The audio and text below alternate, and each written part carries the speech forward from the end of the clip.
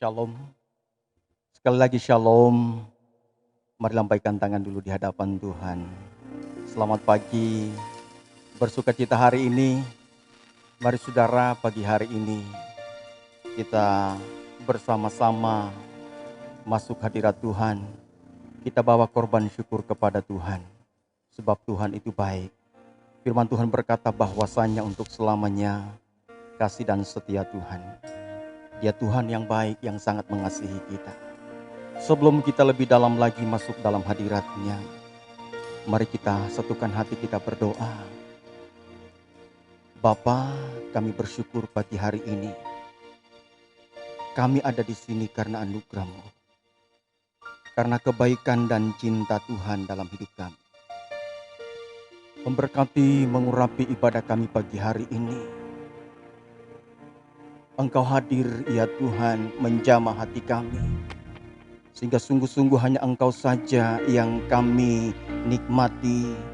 Hanya Engkau saja yang kami rindukan, ya Bapa. Kami percaya Roh Kudus-Mu menjamah hati kami. Engkau ada di sini. Engkau bertakhta dalam setiap pujian penyembahan kami. Ibadah kami dari awal pertengahan sampai pada akhirnya.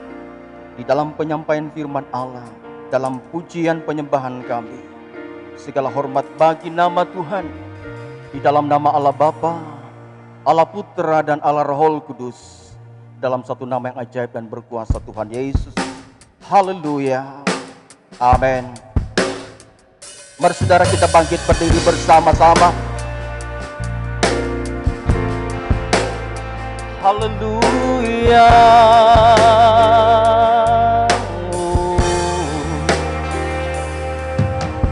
Anugerah-Mu kepadaku tak pernah berubah. Perbuatan-Mu terlukiskan di dalam hatiku. Tercengang ku dibuatku, ku kagum padamu.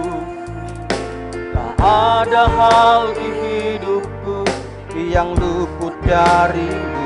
Kau indah, kau mulia, tiada sepertimu. Ku ingin hidupku menangkanmu.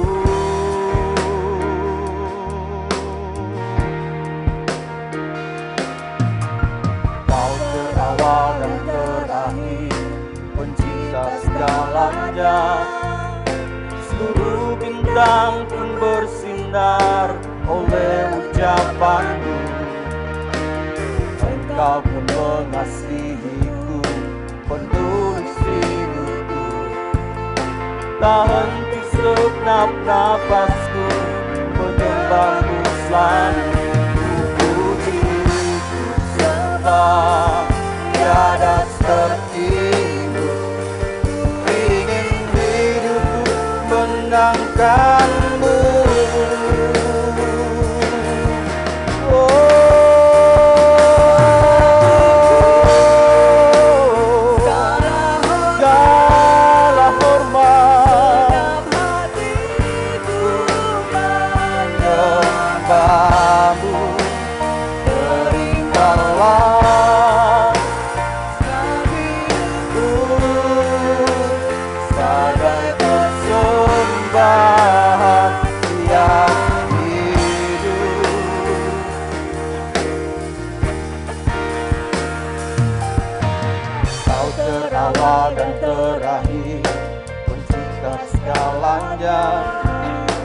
Seluruh bintang pun bersinar oleh ucapanmu.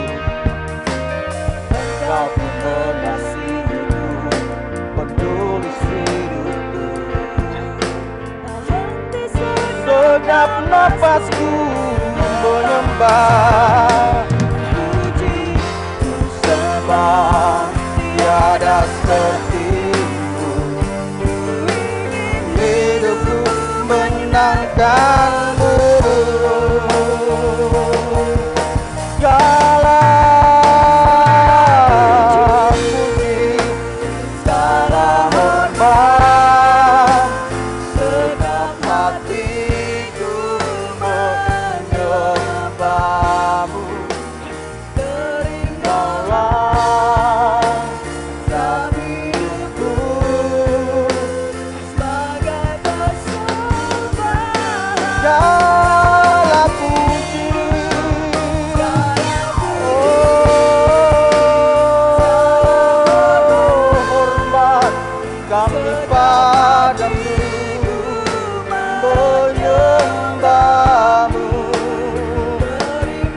Allah, hidupku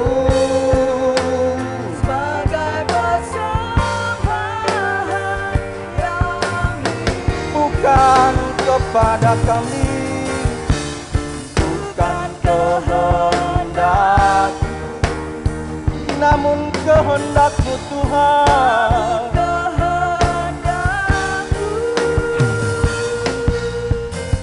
Hidupku bagimu, Kau indah, Kau mulia, ku ingin hidup menyenangkan-Mu. Oh, menyenangkan-Mu, menyenangkan-Mu, Bapakku, memuji nama-Mu, Yesus, Tuhan kami. Haleluya. Oh, terima kasih Tuhan. Haleluya.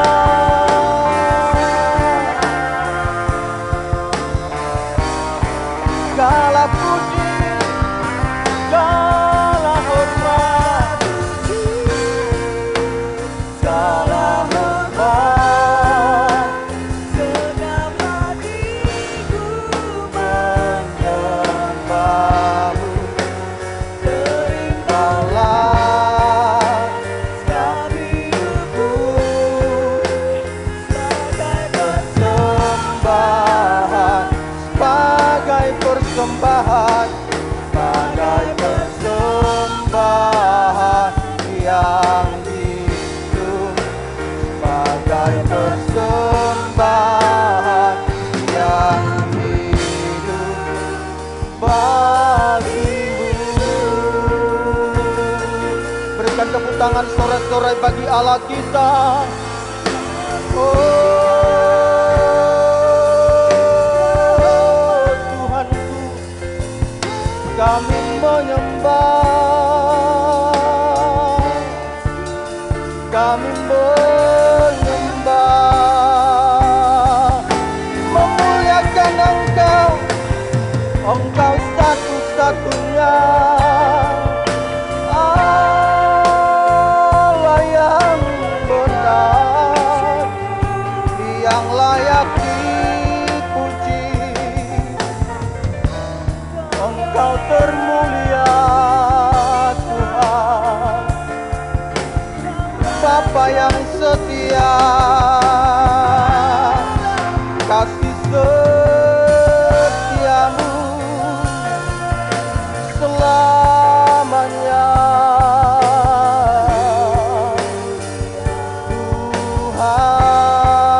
Tuhan, kami menyembah Tuhan, kami tinggikan nama-Mu, Yesus.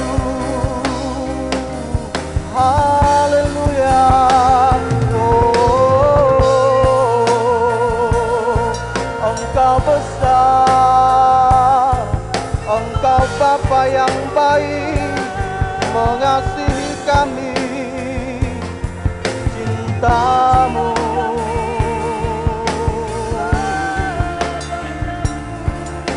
setiamu Tuhan. Haleluya. Mari sembah Tuhan, tinggikan namanya. Oh, Dia ajaib, Dia mulia, Dia perkasa, besar, layak disembah.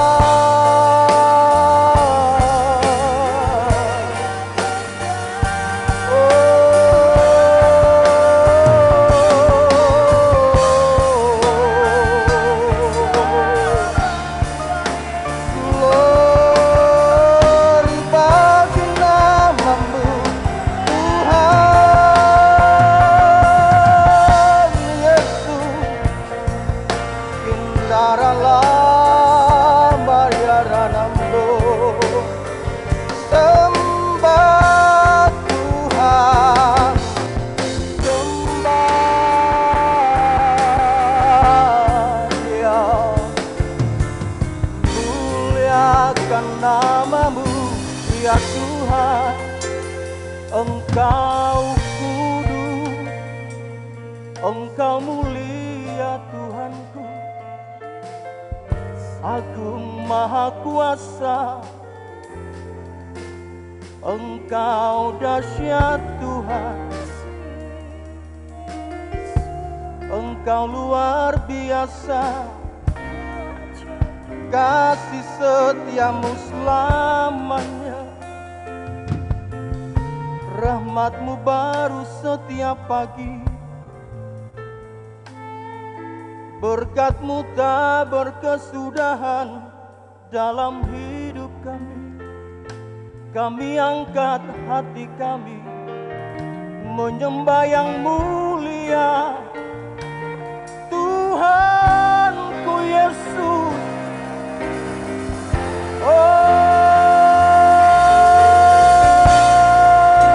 Engkau ajaib,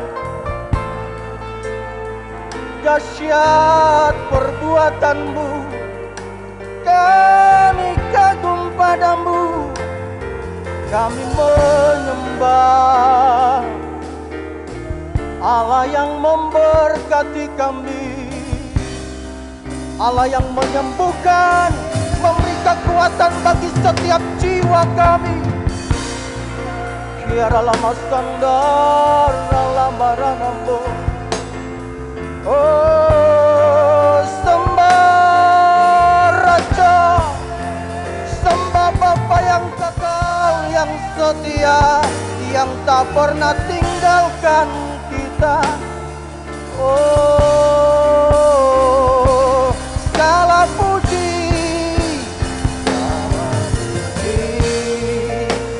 segala hormat, segenap hatiku menyembahmu.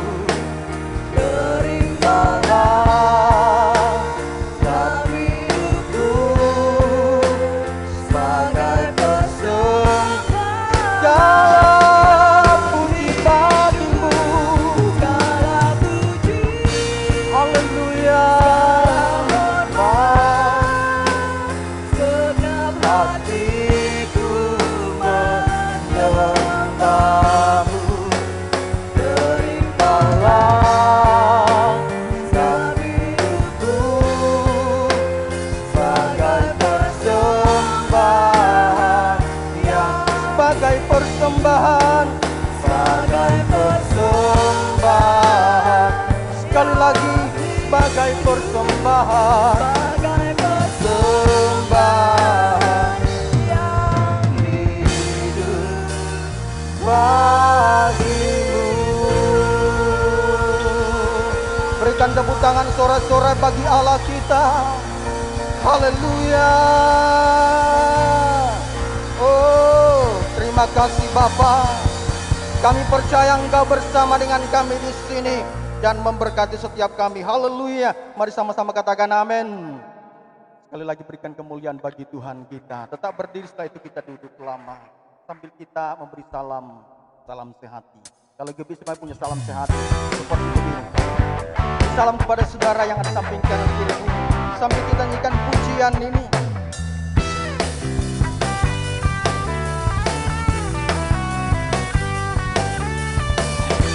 Haleluya.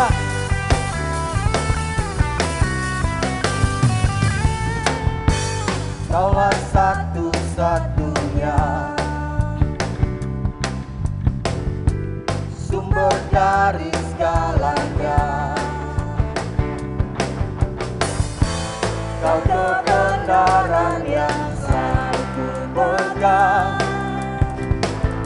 Kau keyakinanku bersinar terang. Yesus Tuhanku, Dia yang berkuasa atasku, hidupku takkan sampai.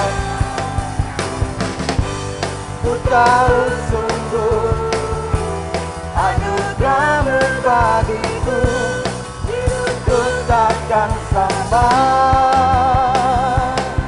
Haleluya.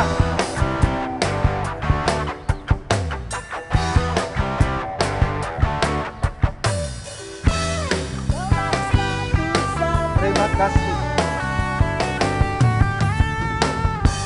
Kaulah satu-satunya sumber dari segalanya. Kau kebenaran yang selalu pegang. Kau keyakinanku, bersinar terang. Yesus Tuhanku yang berkuasa, hidupku takkan sampai. Ku tahu sungguh anugerah-Mu bagiku, hidupku takkan sampai.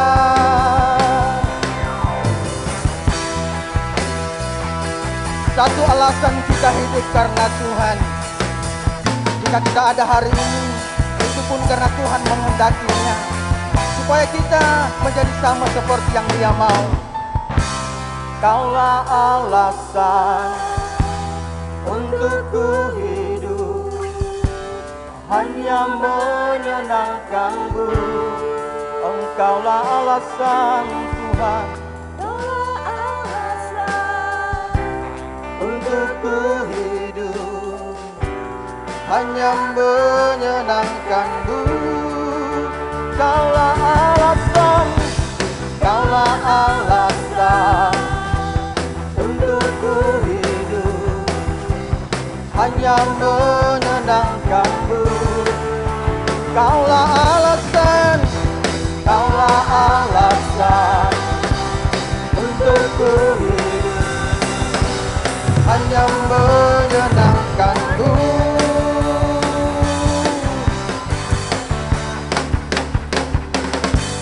Yesus Tuhanku yang berkuasa atasku, hidupku takkan sama. Ku tahu sungguh anugerah-Mu bagiku, hidupku takkan sama. Yesus Tuhanku, Yesus Tuhanku yang berkuasa atasku, hidupku takkan sampai. Ku tahu sungguh anugerah-Mu bagiku Tuhan, hidupku takkan sampai.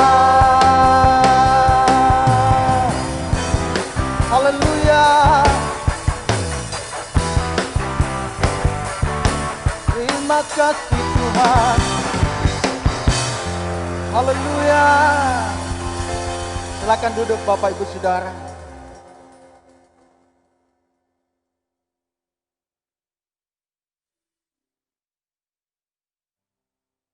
Terima kasih ya Tuhan.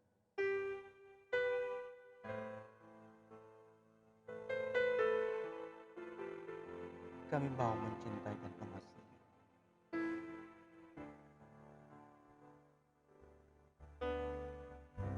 Terima kasih Bapak.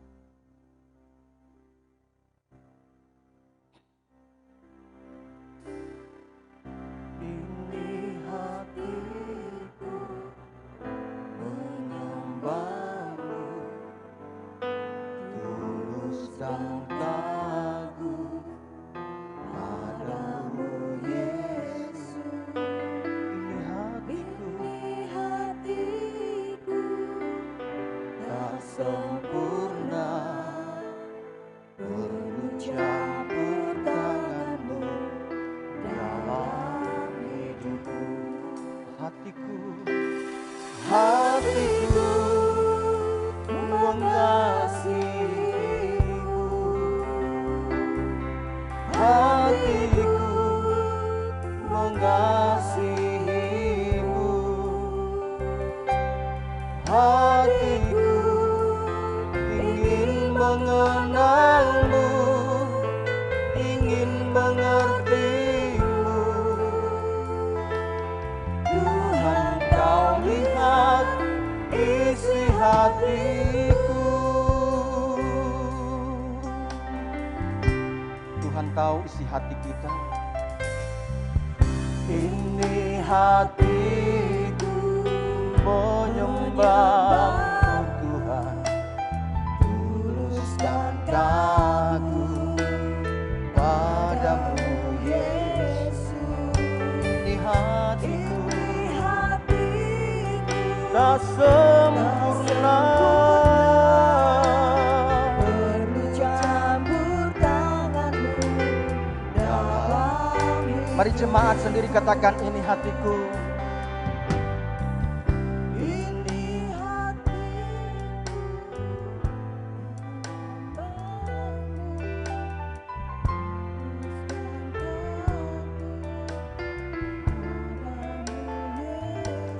Terima kasih Bapak.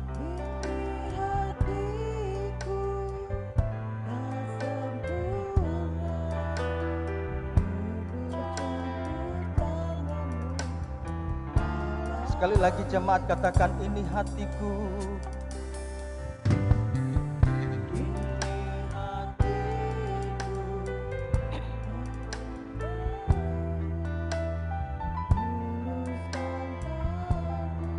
Padamu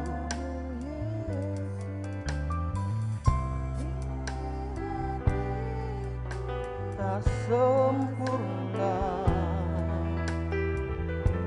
campur. Sama-sama katakan, hatiku,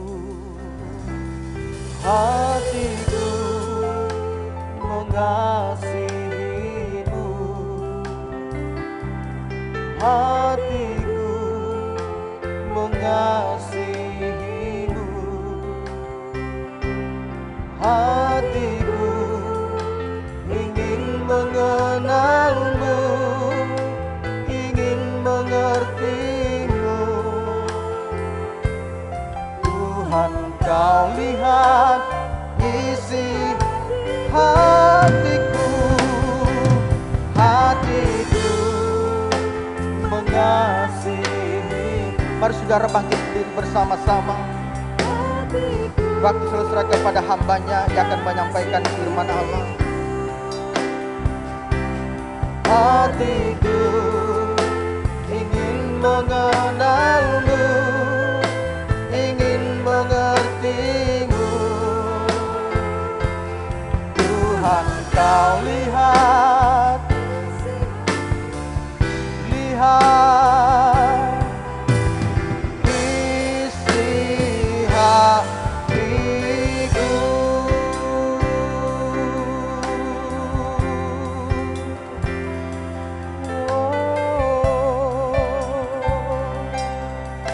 Ini hati kami menyembah Rajaku, menyembah Tuhan yang besar. Haleluya. Terima kasih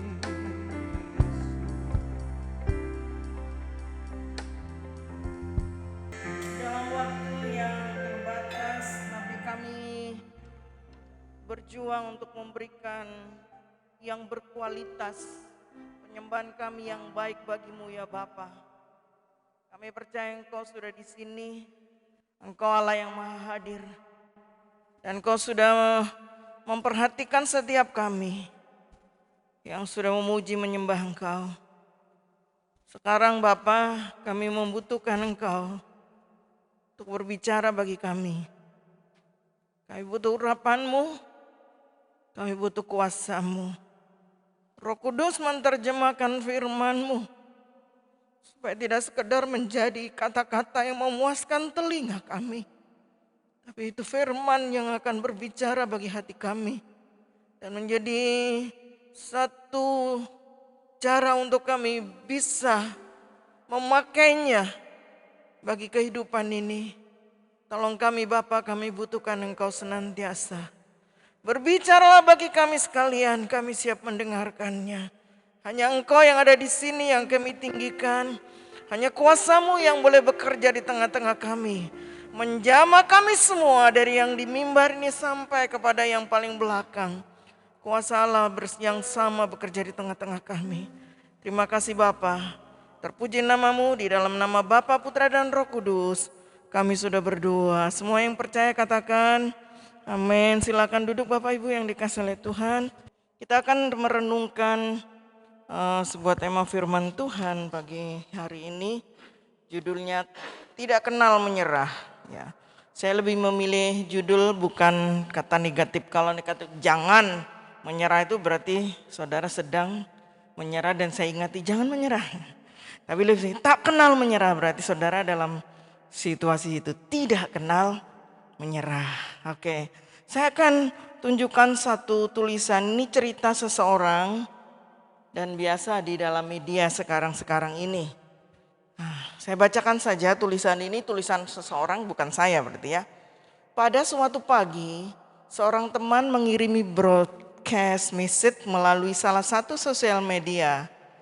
Pesannya begini, jika salah perbaiki, jika gagal coba lagi. Tapi jika kamu menyerah semuanya selesai.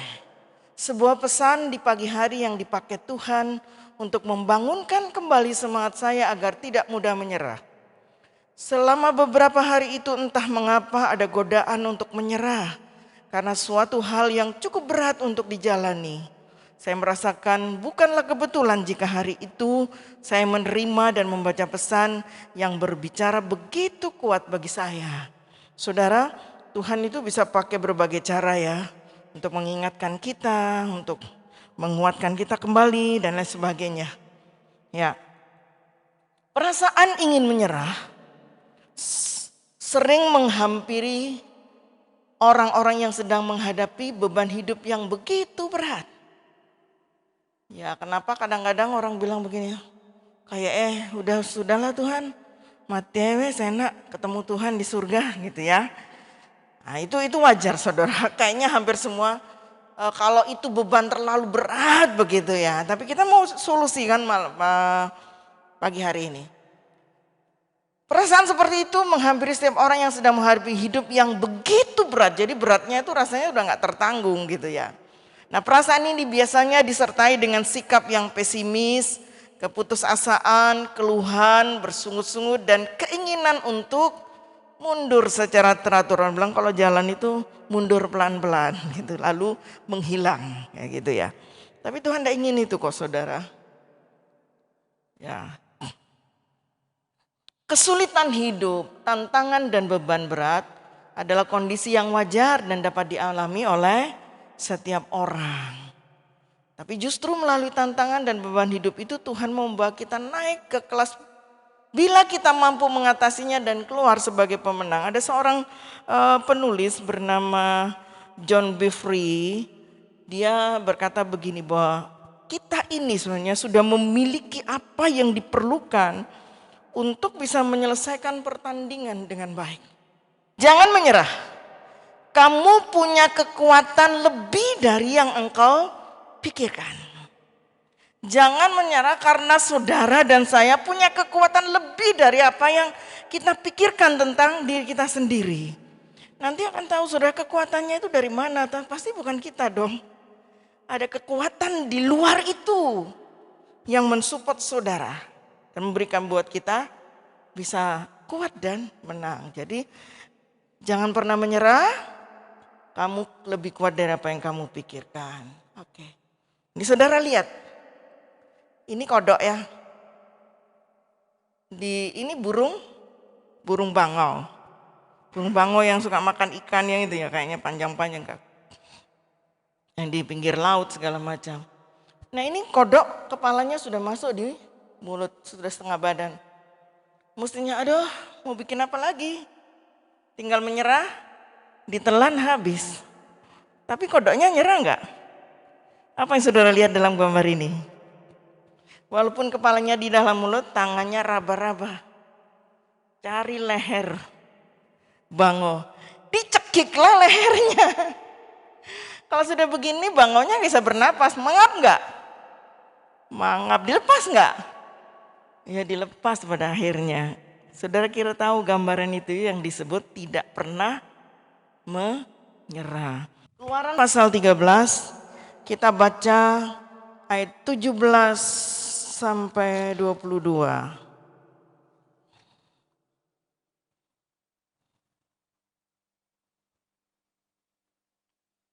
Sudah dapat? Saudara, kalau saudara melihat di dalam Alkitab, kalau elektronik ini nggak ketahuan ya, di HP juga nggak bisa ketahuan. Tapi kalau di dalam Alkitab saudara bisa lihat bahwa perikop ini satu perikop tersendiri seperti diselipkan di tengah-tengah. Kenapa? Kisah ini, kalimat ini seperti orang Israel sudah mau berjalan, sudah berjalan begitu ya. Coba lihat saudara kalimatnya.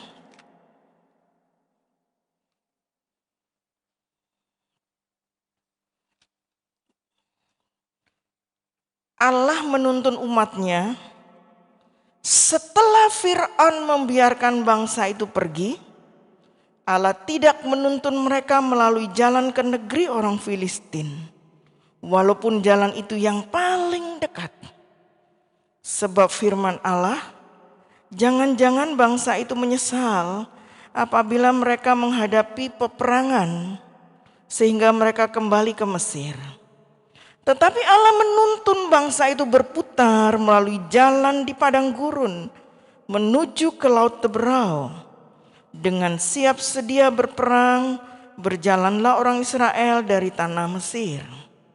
Musa membawa tulang-tulang Yusuf, sebab tadinya Yusuf menyuruh anak-anak Israel bersumpah dengan sungguh-sungguh, Allah tentu akan mengindahkan kamu, maka kamu harus membawa tulang-tulangku dari sini. Dengan kata lain, mereka berangkat ke Sukot dan berkemah di Etan di tepi padang gurun. Tuhan berjalan di depan mereka pada siang hari dalam tiang untuk menuntun mereka di jalan, dan pada waktu malam dalam tiang api untuk menerangi mereka sehingga mereka dapat berjalan siang dan malam. Dengan tidak beralih, tiang awan itu tetap pada siang hari dan tiang api pada waktu malam di depan bangsa itu. Oke. Saudara, kalau di Alkitab saya katakan itu diselipkan. Ini orang Israel belum berangkat, saudara. Tapi cerita ini seperti kalau saudara itu kalau membaca ini seperti sebuah password. Kalau sekarang tuh password ya. Password itu nomor, angka atau apa yang untuk bisa masuk ke sebuah akun misalnya. Kalau di internet itu saudara kalau dengan password itu saudara bisa lakukan apa saja. Tanpa password itu enggak bisa kan gitu ya. Nah dalam perjalanan Israel seperti ini saudara. Jadi ini seperti passwordnya. Dalam cerita seluruh rangkaian perjalanan Israel 40 tahun di padang gurun sampai masuk Kanaan itu di sini gitu. Kalau kita bisa paham ini kita bisa ngerti, wah luar biasa Tuhan itu loh. Menuntun umatnya dan sesungguhnya kalau seandainya dari awal orang Israel tahu ini, mereka tidak akan bersungguh-sungguh dan tidak akan marah-marah sama Tuhan. Nah kita belajar dari Israel supaya kita tidak mengulang kesalahan apa yang dikerjakan oleh bangsa Israel. Karena Tuhan berikan kunci itu kepada kita. Tidak kenal menyerah. Oke, balik lagi ke PowerPoint. Pertama. Poin pertama, ini seperti kuncinya saudara. Allah tidak mendatangkan kesulitan hidup. Tetapi dia menggunakan untuk menguatkan kita dalam menaklukkan perkara yang lebih besar. Saudara pegang itu ya. Allah tidak mendatangkan kesulitan hidup.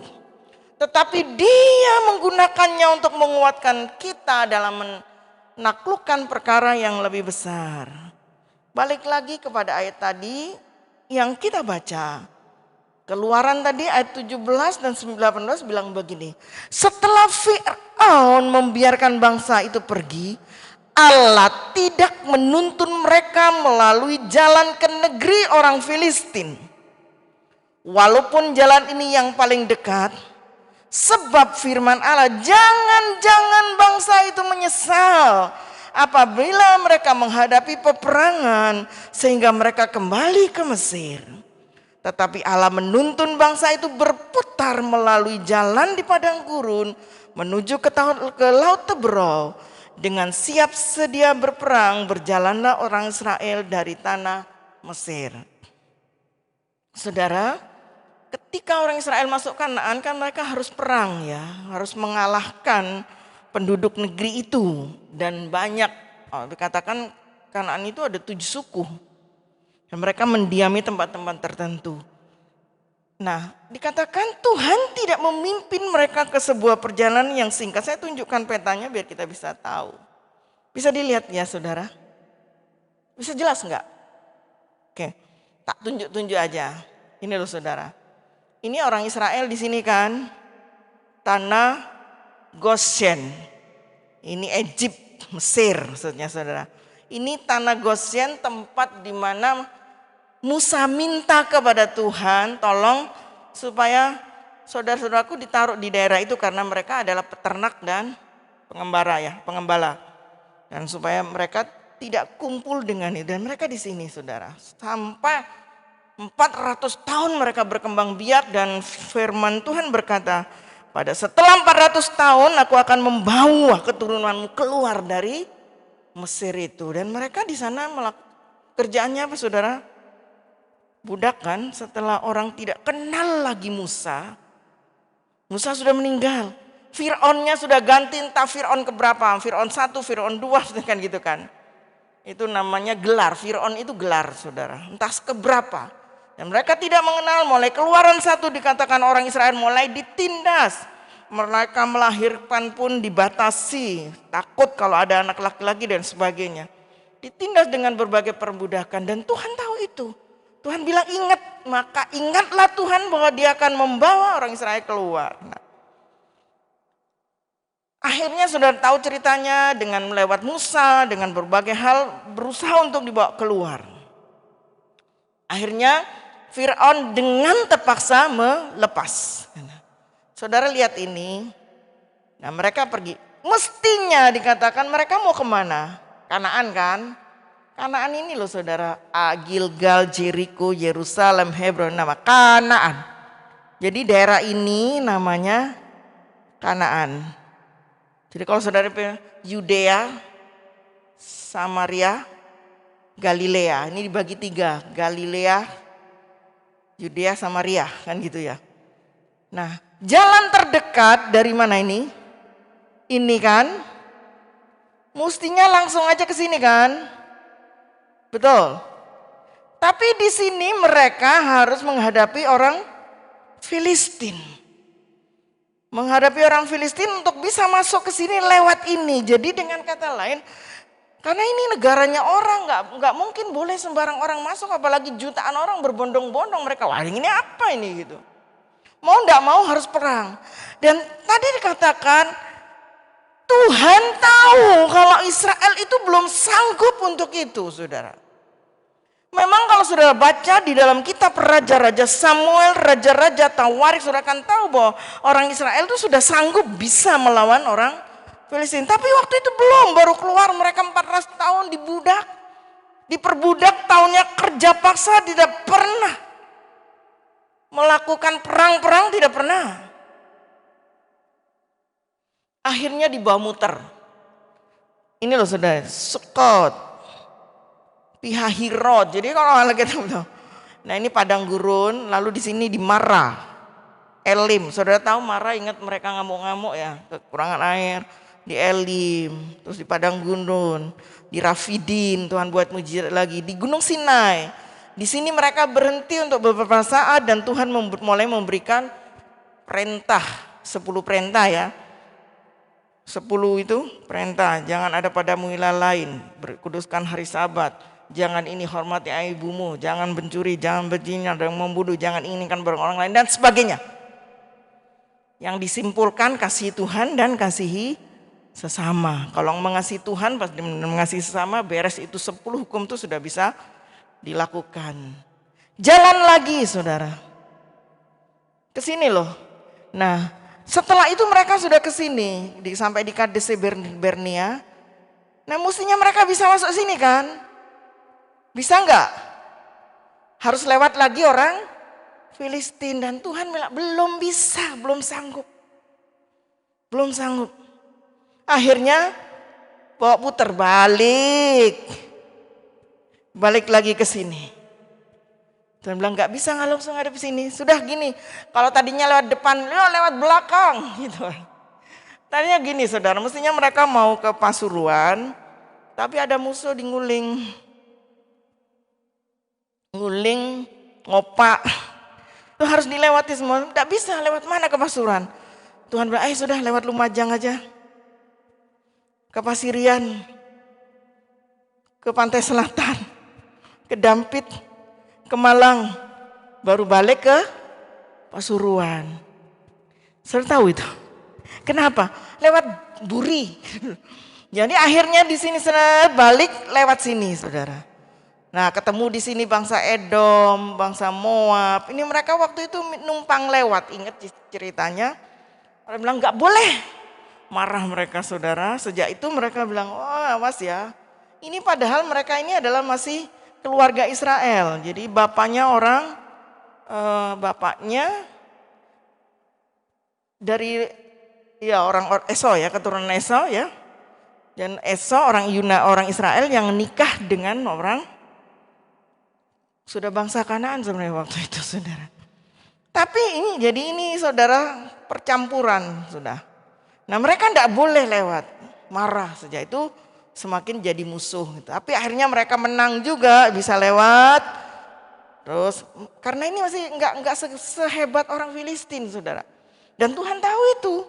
Jadi kesulitan-kesulitan yang dihadapi di sini itu dilewati gitu. Akhirnya menyeberanglah sungai Yordan. Ini Ai pertama yang diduduki. Lalu Gilgal, Jericho, sampai lagi Hebron. Jadi Hebron di sini yang dimenangkan milik siapa? Kaleb atau Kaleb ya. Di Hebron janji Tuhan berikan kepadanya. Musa berhenti di sini saudara. Di Gunung Nebo ini Musa mati. Dan tidak masuk nggak sampai ke sini, nggak menikmati Kanaan di sini, tidak menikmati berkat secara jasmania. Tapi jangan bilang Musa tidak masuk surga, saudara. Itu alegoris nggak benar kan gitu ya. Kanaan ini memang Kanaan yang beneran, Kanaan pada waktu itu. Jadi artinya Musa itu yang diberikan mimpi di sini oleh Tuhan, tapi nggak bisa sampai ke sini. Lalu disinilah diserahkan kepada Yosua, mulai menyeberang di sini bersama dengan Yosua.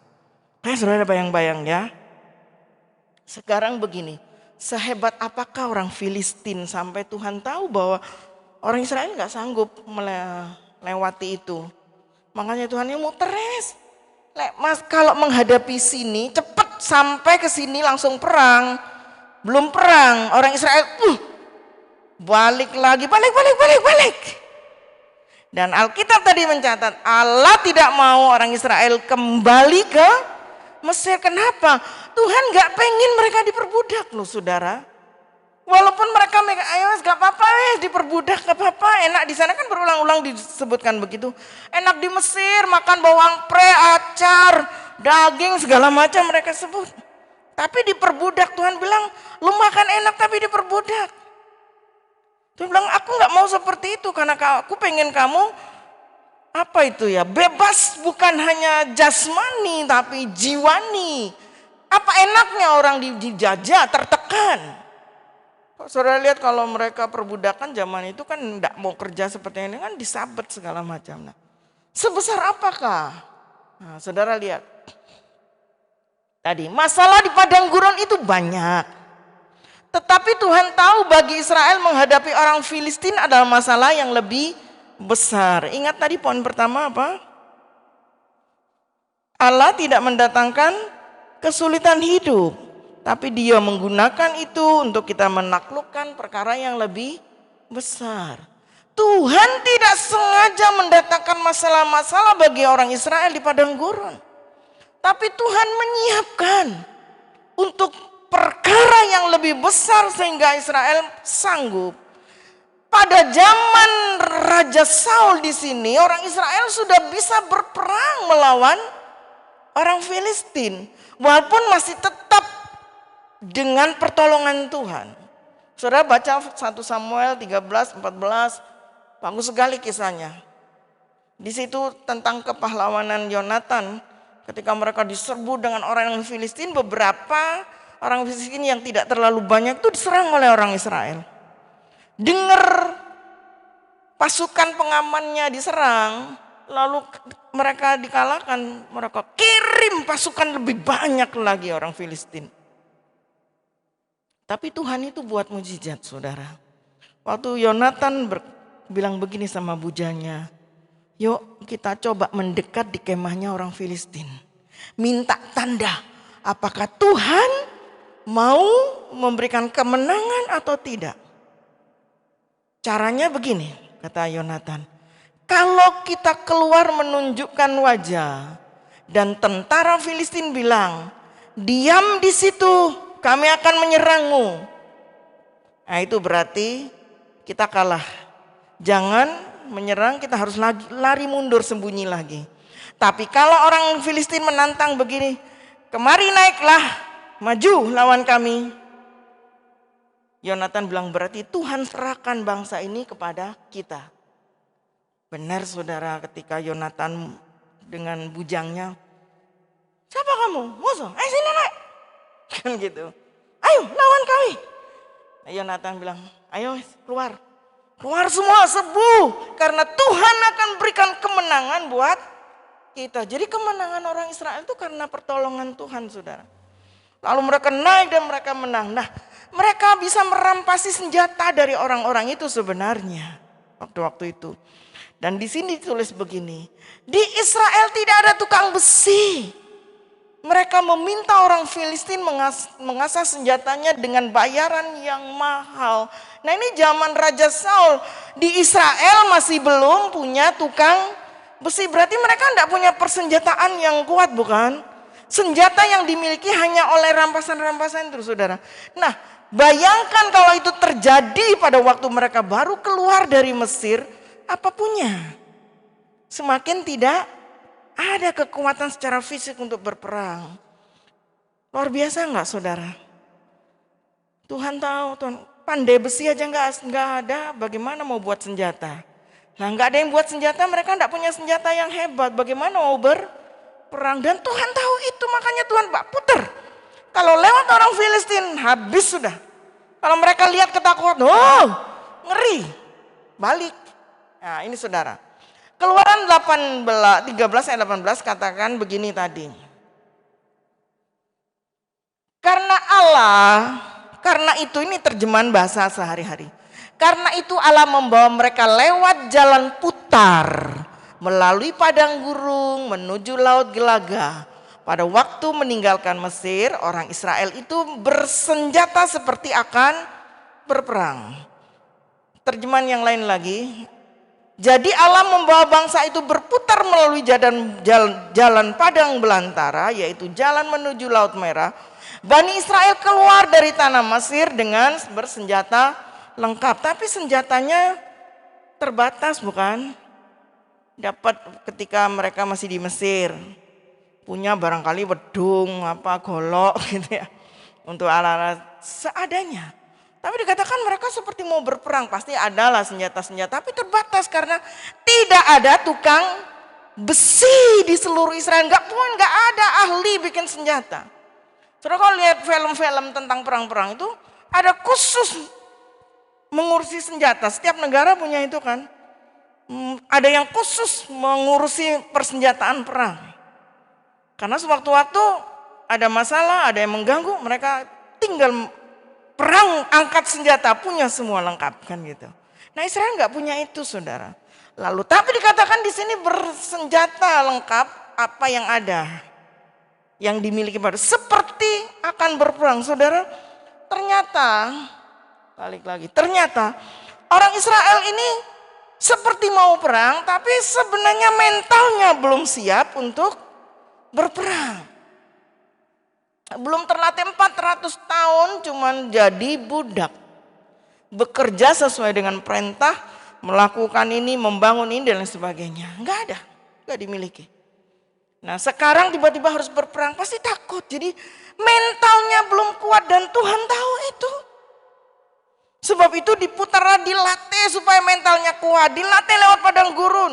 Kesulitan makanan, kesulitan minuman, kesulitan ya berbagai hal, perlengkapan ini, masalah-masalah dengan sesama selama di padang gurun. Sampai akhirnya pelan-pelan mereka perang, nah, orangnya belum.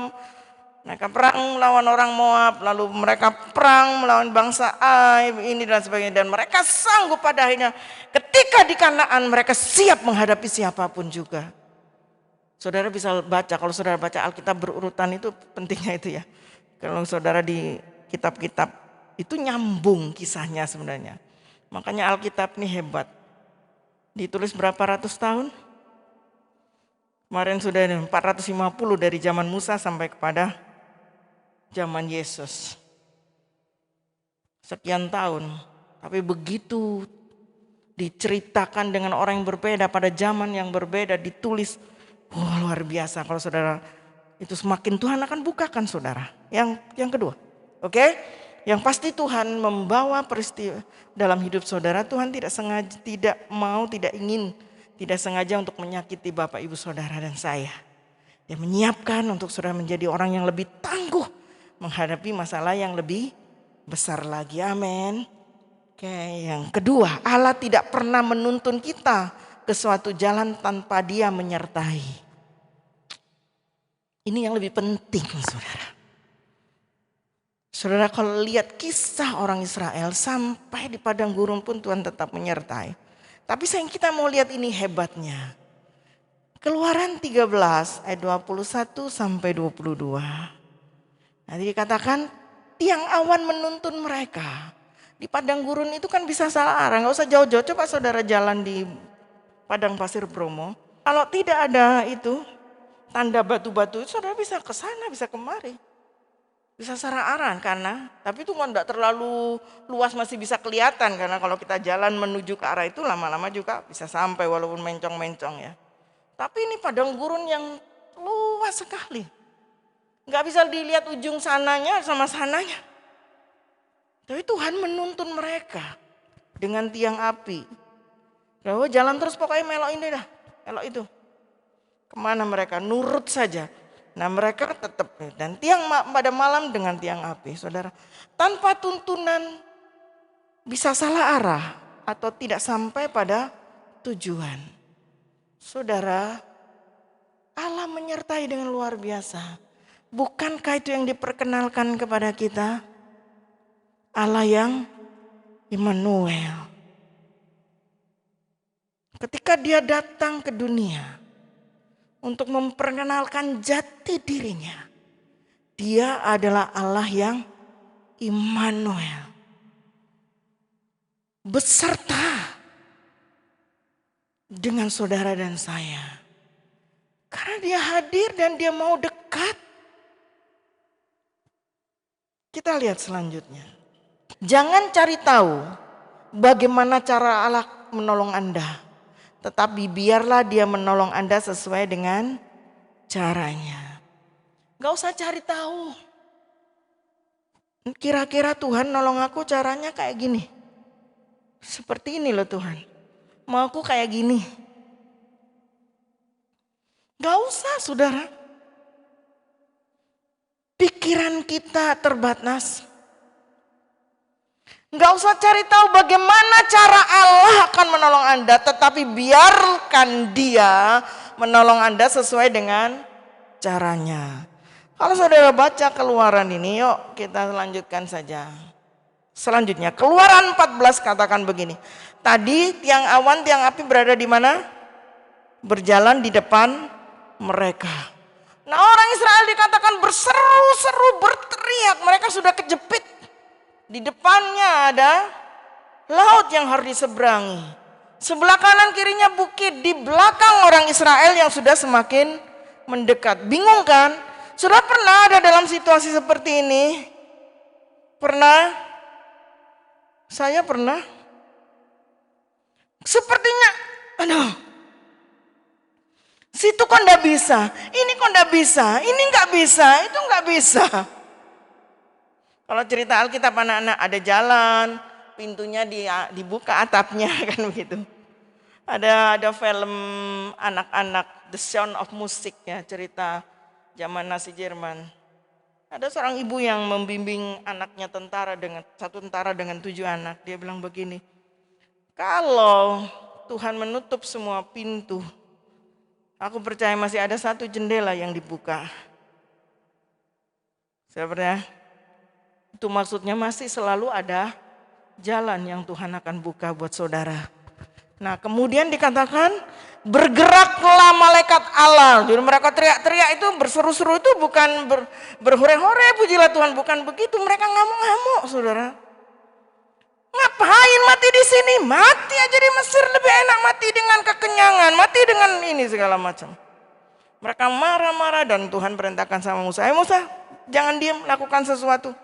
Angkat tongkatmu. Lalu dikatakan kemudian bergeraklah malaikat Allah yang tadinya berjalan di depan tentara Allah. Tiang apa tadi? Tiang awan, tiang api. Lalu berjalan di belakang mereka dan tiang awan itu bergerak di depan. Bergerak dari depan mereka, berdiri di belakang mereka. Oh saya kok enggak cari gambar tadi ya mestinya. Gambar pasukan gitu saudara. Ini tentaranya Israel rombongan gini misalnya ini ya. Nah tadinya tiang awan itu di sini. Tiang api. Ini ada laut yang mesti diseberangi tapi enggak bisa. Ini ada bukit, tembok ini bukit. Ini bukit. Nah saudara bisa jalan ke salah satu-satunya jalan. Tapi di sana ada musuh orang Israel yang mengejar. Sampai di pintu gerbang kira-kira begitu. Saudara ketika mereka teriak, Tuhan bilang hari ini kau akan lihat. Aku akan berperang ganti kamu dan kamu akan diam saja. Tiba-tiba ini hadirat Tuhan itu dari sini duk pindah ke belakang di sana. Di belakang barisan orang Israel tertutup, orang tentara Firaun tidak bisa lihat orang Israel dan orang Israel tidak bisa lihat mereka. Kenapa Tuhan buat begitu? Yang di sana di stop supaya tidak bisa menyerang orang Israel. Dan Tuhan sedang tutup supaya orang Israel tidak gopo lihat tentara di belakangnya. Seandainya mereka lalu ini dibuka oleh Tuhan, full dengan dibelah, orang Israel jalan, mereka tenang. Kenapa? Karena dia tidak lihat tentara yang mengejar. Ditutup sama Tuhan dengan tiang awan. Itu loh caranya Tuhan. Hebat enggak saudara? Saudara mesti kalau baca cerita Alkitab itu jangan baca seperti komik ya. Firman Tuhan kasihlah sesuatu buat saya untuk saya mengerti dan mendapatkan pengnewat. Dan Tuhan janji begitu. Tuhan akan berikan pewahyuan-pewahyuan bagimu. Ini Tuhan langsung bergerak pindah. Tidak pernah diduga orang Israel. Dia hanya tahu bagaimana nih, mati aku sudah mati aku. Itu kan yang dalam pikiran kita seperti itu. Pikiran kita manusia yang terbatas, depan ada sungai, kiri kanan tembok, belakang ada musuh, nggak bisa buat apa-apa. Matilah sudah. Tapi Tuhan bilang, percaya sama Tuhan. Aku akan melakukan sesuatu, aku berperang ganti kamu dan bukan kamu. Kamu akan diam saja. Benar nggak? Orang Israel nggak perang lawan orang Firaun. Diam. Mereka hanya jalan, nurut, sudah gitu mati. Yang mengejar-mengejar itu. Sudah bisa lanjutkan baca ceritanya itu bagus sekali. Kalau baca Alkitab Kejadian, Keluaran seneng ya. Sudah bosan sampai di Mamat nanti. Nah demikianlah tiang itu berdiri di antara tentara Mesir dan tentara Israel. Dan oleh karena awan itu menimbulkan kegelapan, maka malam itu lewat sehingga yang satu tidak dapat mendekati yang lain semalam-malaman itu. Tuhan ngasih apa? Kesempatan buat orang Israel menyeberang laut. Terus malam-malaman tidak bisa. Oke. Lalu Musa mengulurkan tangannya ke atas laut. Dan semalam-malaman itu Tuhan menguakkan air laut dengan perantaraan angin timur yang keras. membuat laut itu menjadi tanah kering, maka terbelahlah air itu. Demikian orang Israel berjalan di tengah-tengah laut di tempat kering, sedang di kiri dan kanan mereka air itu sebagai tembok bagi mereka. Luar biasa ya saudara, Tuhan buat itu. Dan ketika mereka sudah sampai, orang Firaun mulai sadar, dibuka itu kan, loh kok satu? Kok sudah jauh tiba-tiba, kan mereka tadinya enggak bisa ngejar, gelap. Jadi, oh kok sudah jauh mereka, ayo kejar. Kejar, ketika mereka kejar sampai mereka sampai di tengah-tengah, timbun dengan air laut. Orang Israel tidak berperang, Tuhan yang ganti. Saudara, jangan cari tahu sekali lagi bagaimana cara Allah akan menolong Anda. Tetapi apa? Biarkan dia menolong Anda sesuai dengan caranya, artinya percaya aja. Dan itu memang tidak gampang saudara, ini karena berkaitan dengan pikiran manusia yang terbatas. Oke, kita akan bilang, oh Tuhan kau besar, tapi ini ku kecil, gak sanggup untuk ngerti itu. Itu sebabnya dalam perjalanan bersama dengan Tuhan dibutuhkan namanya iman. Iman itu bergerak ketika kita sudah tidak bisa lakukan apa-apa dan kita berkata, Tuhan aku percaya. Aku cuma percaya Tuhan yang bisa lakukan itu bagiku. Oke, penutup. Jika mungkin Anda pernah melakukan kesalahan fatal, jangan menyerah. Masih ada kesempatan untuk memperbaiki dan menolong dan mencoba lagi. Tunjukkan semangat pantang menyerah. Belajar untuk mengandalkan kekuatan Tuhan, bukan mengandalkan diri sendiri atau orang lain. Belajar sudah mengandalkan Tuhan, bukan diri sendiri, juga orang lain. Kadang-kadang nggak iso wes karena kita pikirkan dengan kekuatan sendiri, tapi Tuhan punya cara dan kekuatannya. Datanglah kepadanya, mintalah hikmat, tuntunan dan kekuatan yang baru agar Anda dapat keluar sebagai pemenang atas setiap tantangan dan masalah dalam hidup Anda. Oke. Tahu lagu ini? Tuhan tak pernah janji langit selalu biru. Tuhan tak pernah janji jalan selalu rata, tapi Dia berjanji untuk menyertai dan memberi kekuatan. Jangan pernah menyerah, jangan berputus asa. Ya, ada video sebenarnya, tapi ini video ini 4 menit. Kalau saudara mau bertahan, saya akan putar. Tapi kalau enggak, oke kita selesai sampai di sini. Putar ya, 4 menit saja untuk mengakhiri kisah ini. Mujizat, membeli sebuah mujizat. Harga sebuah mujizat. Seorang gadis kecil memecahkan celengannya, lalu mengambil semua uang di dalamnya, kemudian diam-diam menyelinap keluar dari pintu belakang. Dia pergi ke sebuah toko obat, lalu penjaga di sana bertanya kepadanya, "Apa yang bisa saya bantu, gadis kecil?" Anak itu menjawab, "Saya ingin membeli mukjizat." "Maaf, mau beli apa, Nak?" "Mukjizat, saya perlu mukjizat. Adik saya sakit parah dan ayah berkata hanya mukjizat yang dapat menyembuhkannya sekarang. Jadi saya ingin mendapatkan mukjizat untuknya. Berapakah harga sebuah mukjizat?" Penjaga toko terkejut dan dengan lembut menjawab, "Maaf, Nak, kami tidak menjual mukjizat di sini." "Kalau begitu, tolong katakan pada saya di mana toko yang menjual mukjizat. Saya ingin membelinya. Saya akan beli dengan semua uang tabungan saya." Saat itu ada seorang pria tua di sana yang mendengar percakapan mereka. Pria tua itu bertanya kepada anak tersebut, "Nak, kalau boleh tahu, mukjizat seperti apa yang dibutuhkan adikmu?" Gadis kecil itu menatap si pria tua dengan pandangan polos dan sedih. "Saya tidak tahu, Pak. Saya hanya tahu setiap hari adik saya kesakitan. Ada sesuatu yang sangat buruk dan jahat di dalam kepalanya.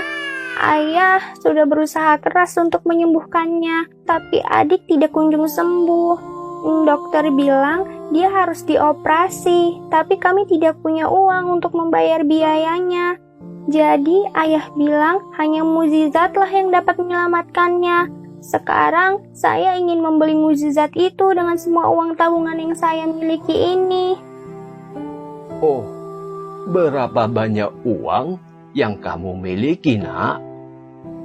Gadis kecil itu pun menghitung uang di tangannya, lalu berkata, Saya hanya punya 5.000 rupiah.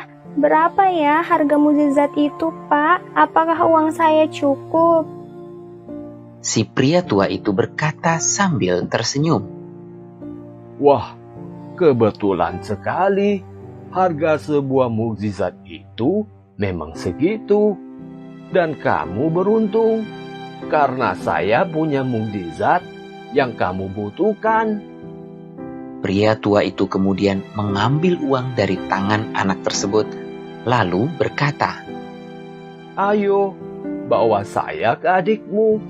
Kita lihat mukjizat apa yang dia butuhkan. Ternyata pria tua itu adalah seorang direktur rumah sakit ternama. Setelah melihat keadaan adik dari si gadis kecil itu, ia mengirim ambulans dan membawanya ke rumah sakit untuk segera dioperasi. Operasi itu pun berjalan lancar, dan keadaan si adik membaik dengan cepat, sehingga ia diizinkan pulang setelah seminggu. Ayah dari si gadis kecil tak henti-hentinya berterima kasih pada si direktur rumah sakit, karena biaya operasi dan rumah sakit tidak dibebankan sama sekali pada mereka. Namun, direktur rumah sakit itu hanya tersenyum dan berkata, Jangan khawatir, Pak. Putri Anda telah membayarnya dengan ketulusan hatinya. Si ayah yang penasaran pun bertanya pada putrinya apa yang telah ia lakukan. Sang putri dengan gembira dan bangga berkata, Ayah tahu dia itu penjual mukjizat loh, Ayah. Aku bertemu dengannya di apotik dan aku membeli mukjizat yang ia jual dengan seluruh tabunganku.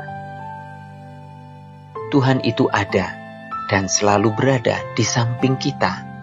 Saat kita membutuhkan pertolongannya, Tuhan akan memberikannya melalui orang-orang di sekitar kita dan melalui cara-caranya yang tidak terduga. Amin. Tuhan berkati Bapak Ibu.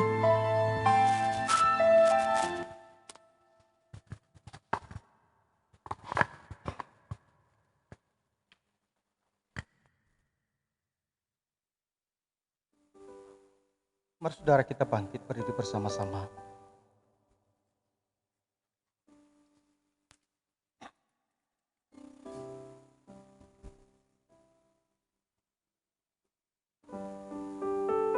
Aku percaya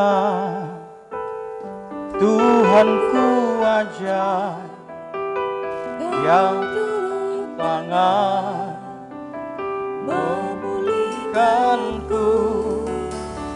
Aku percaya Tuhanku dahsyat, Kau turun tangan memberi. Aku percaya Tuhanku ajaib, turun tangan memulihkanku. Aku percaya Tuhanku dahsyat, Kau turun tangan member. Aku percaya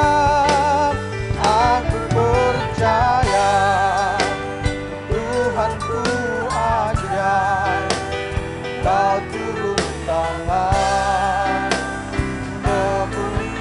Aku percaya Engkau dahsyat ya Tuhan, Kau turun tangan. Sekali lagi, aku percaya. Serahkan kepada Bapak Gembala. Kau turun tangan. Imanku, aku percaya Tuhanku dahsyat, Kau turun tangan memberkatiku.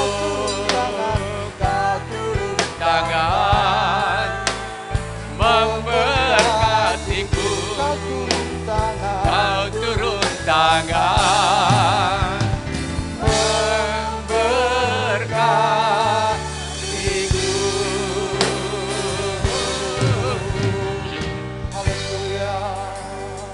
Haleluya.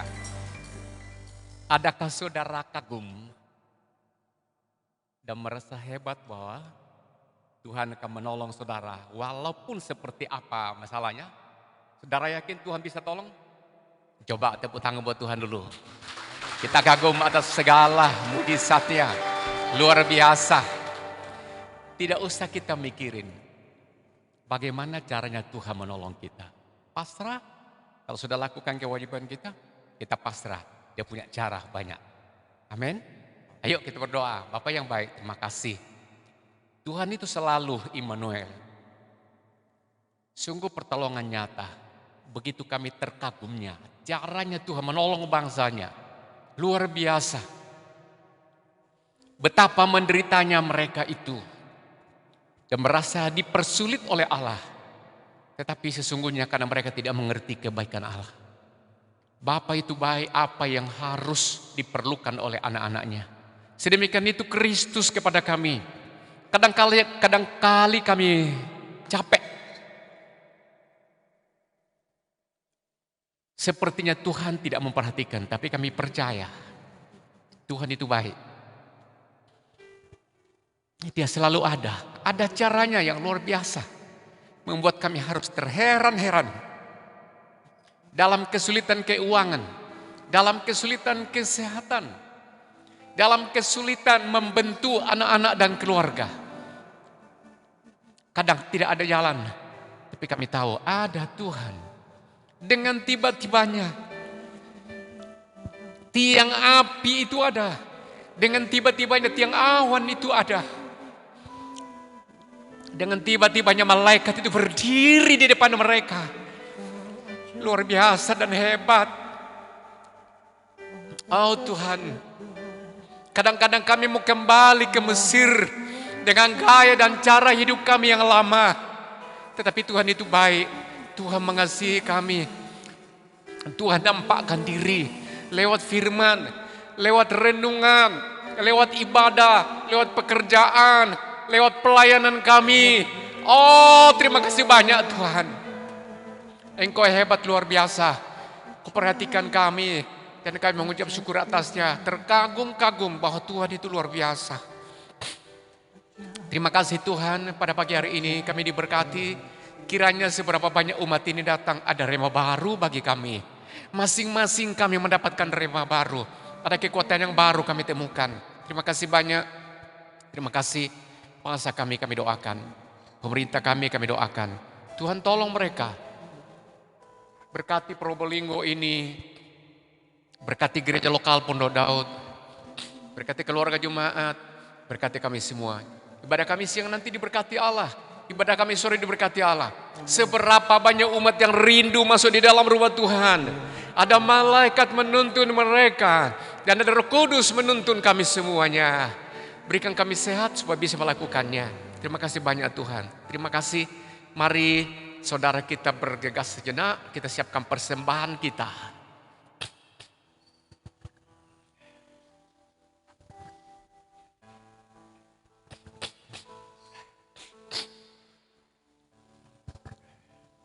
Kalau sudah siap, mari kita angkat di hadapan Bapa di sorga dalam nama Tuhan Yesus. Persembahan kami hantarkan di haribaanmu Tuhan. Kiranya berkenan, nilainya adalah dari dasar hati kami. Karena kami terkagum-kagum tentang perhatian Tuhan yang Immanuel itu. Terima kasih Tuhan. Persembahan kami serahkan dan Tuhan memberkati. Saudara, kita angkat kedua tangan kita dengan iman kita terima berkat. Mari, dengan penuh pengharapan, terimalah berkat dari Allah Bapa kita. Berkat yang sudah dinyatakan kepada Abraham, Ishak dan Yakub. Dan kepada kita sekaliannya, kepada gerejanya, kepada umatnya, kepada keluarga anak-anak Tuhan. Dan terimalah berkat ini dengan iman. Kiranya Roh Kudus menolong menuntun kita sekaliannya. Demi nama Yesus kami sudah berdoa dan mengucap syukur. Haleluya, haleluya. Kami memuji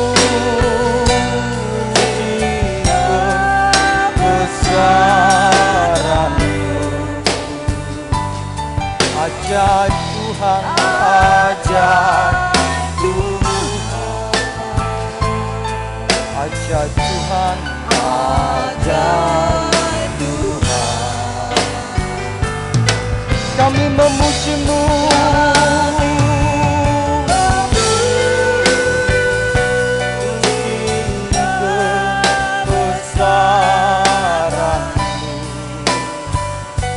ajaib Tuhan, ajaib Tuhan,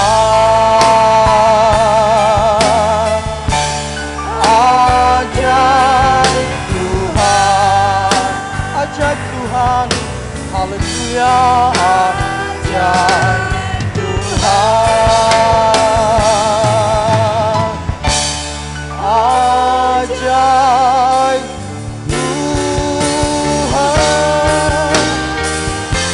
haleluya. Selamat hari Minggu, Tuhan Yesus memberkati. Sampai jumpa pada ibadah kita selanjutnya.